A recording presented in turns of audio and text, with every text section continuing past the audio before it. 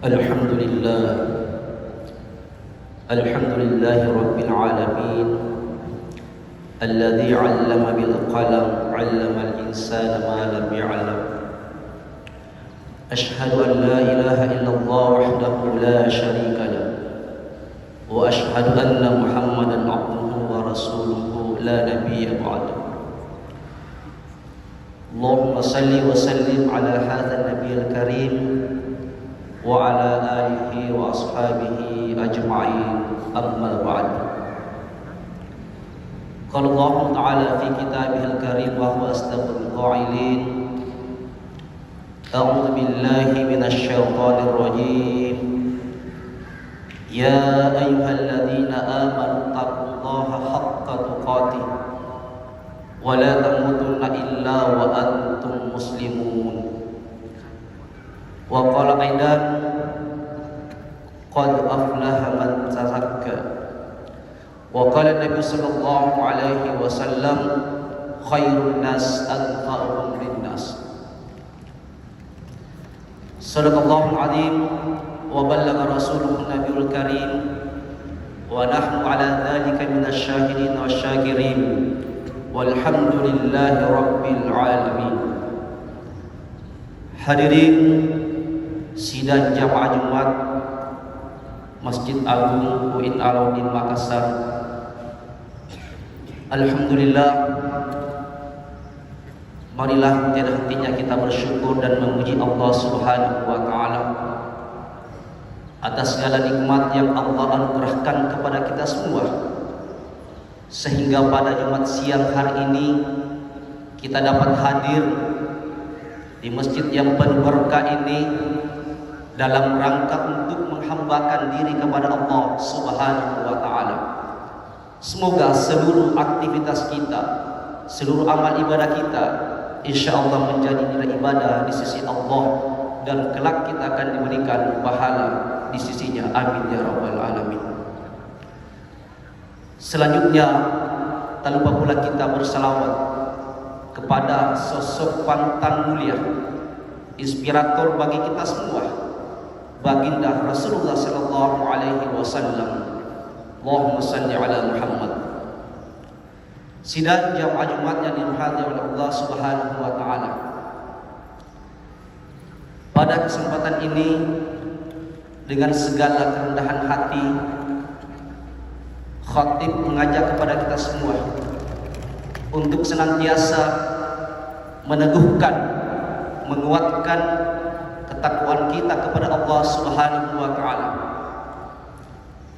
Tentu dalam arti takwa yang di sini adalah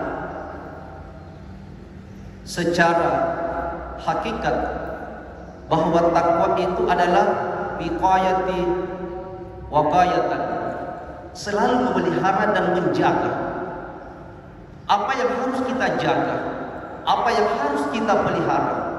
Tentu adalah bagaimana sebagai hamba Allah kita harus menjaga nilai-nilai ketuhanan yang ada di dalam diri kita. Kita harus memelihara ibadah-ibadah yang pernah kita lakukan, sehingga apa yang kita lakukan insya Allah menjadi bekal buat kita dunia dan juga akhirat kelak. Hadirin sidang jamaah yang dirahmati oleh Allah Subhanahu wa taala. Dari ayat yang kami bacakan tadi di awal, qad aflaha man tazakka, sungguh beruntunglah, sungguh bahagia, sungguh sukseslah orang-orang yang senantiasa membersihkan dirinya. Saya ingin menggarisbawahi di sini sungguh beruntung atau sukses, bahwa siapapun kita tentu kita mengharapkan kesuksesan. Kita ingin mengharapkan mendapatkan kebahagiaan di dunia ini. Akan tetapi perlu kita memahami jemaah sekalian, apa yang dimaksud dengan kesuksesan, apa yang dimaksud dengan keberuntungan. Maka dalam khutbah singkat ini khatib ingin menilai atau meninjau bahwa kesuksesan itu ada 3 tingkatan yang harus kita penuhi sehingga betul-betul kesuksesan itu bisa kita pertanggungjawabkan dunia dan akhirat. Sama ketika kita di perguruan tinggi dalam jenjang pendidikan, itu ada S1, S2 dan S3. S3 inilah jenjang tertinggi doktor. Maka saya ingin juga coba melihat bagaimana jenjang sukses ini 3 tingkatan seperti S1, S2 dan S3. Yang pertama, sukses S1 adalah ketika kita mampu meraih cita-cita kita, mampu meraih apa yang kita planningkan, apa yang kita harapkan, atau apa yang sudah menjadi dream mapping kita. Makanya mas sekalian, pengertian kesuksesan tidak hanya untuk apa yang kita raih, misalnya saya ingin menjadi sarjana, lalu kemudian saya ingin menjadi dosen, saya ingin menjadi ketua jurusan, ingin menjadi dekan, ingin menjadi rektor dan sebagainya. Bukan hanya di situ, tapi kita lihat bahwa sukses yang pertama, proses perjuangan kita. Seorang mahasiswa berjuang 4 tahun untuk mendapatkan gelar sarjana, maka di situ sudah sukses. Setelah kita kuliah, kita ingin menjadi pegawai negeri, kita ingin mendapatkan pekerjaan, maka setelah kita mendapatkan pekerjaan itu, maka itu boleh dikatakan sukses. Dan selalu berproses sampai tingkat yang tertinggi. Seorang PNS atau dosen yang hari ini misalnya menjadi ketua jurusan, dia ingin sukses untuk meraih dekan, itu boleh. Seorang dekan bercita-cita memplaningkan untuk menjadi rektor, itu boleh. Dan ini baru level pertama. Kemudian yang kedua, jamaah sekalian, sukses S2 adalah ketika apa yang kita raih di S1 itu atau sukses pertama itu mampu mengantarkan kita untuk mendekatkan diri kepada Allah Subhanahu wa taala.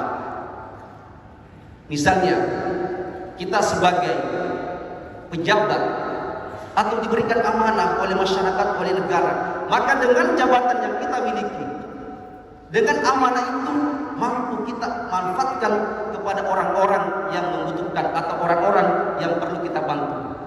Dengan amanah, dengan sukses pertama kita miliki, jemaah sekalian, mampu mendekatkan kita kepada Allah Subhanahu wa taala. Karena ada juga Pak sebaliknya, ada orang sukses menjadi pejabat, ada sukses meraih impian cita-citanya, tapi dengan apa yang diberikan itu dia malah murka dari Allah Subhanahu wa taala, kufur nikmat.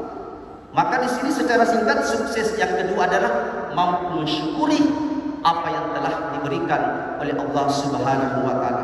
Maka Nabi mengatakan khairun nas anfa'uhum linnas, sebaik-baik kalian, sebaik-baik manusia yang banyak memberikan manfaat kepada manusia yang lainnya. Sidang jamaah yang dirahmati oleh Allah Subhanahu wa taala. Kemudian sukses yang terakhir atau S3. Capaian pertama dan capaian kedua mampu kita lakukan secara istiqomah, secara konsisten. Ada orang meraih sukses 1, meraih sukses 2, tetapi kadang-kadang tidak istiqomah, tidak konsisten. Padahal jamaah sekalian, yang kita harapkan dalam kehidupan dunia ini mati enak. Yang kita harapkan di dunia ini adalah mati enak. Banyak orang berpikir bagaimana bisa hidup enak di dunia ini, tapi lupa mempersiapkan dirinya mati enak. Yang dimaksud mati enak adalah husnul khotimah. Tentu dengan perbuatan-perbuatan amalia-amalia yang kita lakukan mengantarkan kita mendapatkan rahmatnya Allah untuk menjadi husnul khotimah. Karena itu seluruh amal perbuatan kita yang sudah kita tanam, yang sudah kita teguhkan dalam diri kita, maka jangan meninggalkan. Jangan rusak karena godaan dunia. Jangan rusak karena pengaruh syaitan. Tentu kita ketahui bersama bahwa iblis tidak akan pernah ridho melihat anak cucu Adam melakukan kebaikan. Maka ketika iblis dilaknat oleh Allah untuk menjadi penghuni neraka, laknatullah, maka iblis meminta satu permohonan, ya Allah, berikan aku kesempatan untuk menggoda anak cucu Adam. Maka dikabulkanlah itu. Maka itulah tugas iblis dan dilakukan secara konsisten.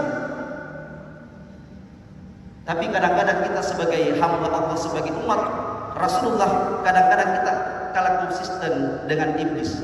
Iblis itu konsisten menggoda kita, menjerumuskan ke hal-hal yang negatif. Tapi kadang-kadang kita hari ini baik, besok kurang baik, besok buruk, besoknya baru tobat lagi. Maka disinilah berfungsi nafsul lawwamah, sidang jamaah rahmatil Allah Subhanahu wa taala. Maka Rasulullah SAW mengingatkan kepada kita semua dalam hadisnya yang diriwayatkan, hadis riwayat Muslim, ahabbul a'mal ilallah adwamuha wa in qalla. Sebaik-baik amal, sebaik-baik perbuatan yang dilakukan secara kontinu atau secara konsisten. Wa in qalla, namun itu kecil. Jadi mending kita melakukan perbuatan kecil tapi istiqomah, maka itu yang dicintai oleh Allah, daripada satu kali langsung banyak tapi tidak ada tindak lanjutannya. Oleh karena itu jemaah sekalian, khatib mengingatkan kepada diri dan kita semua, mari kita senantiasa istiqomah, konsisten dalam melakukan kebaikan. Ibadallah, innallaha ya'muru bil adli wal ihsan wa ita'i dzil qurba wa nahyi 'anil fahsya'i wal munkar wal baghi la'allakum tadhakkarun wa la dzikrullahi akbar wallahu ya'lamu ma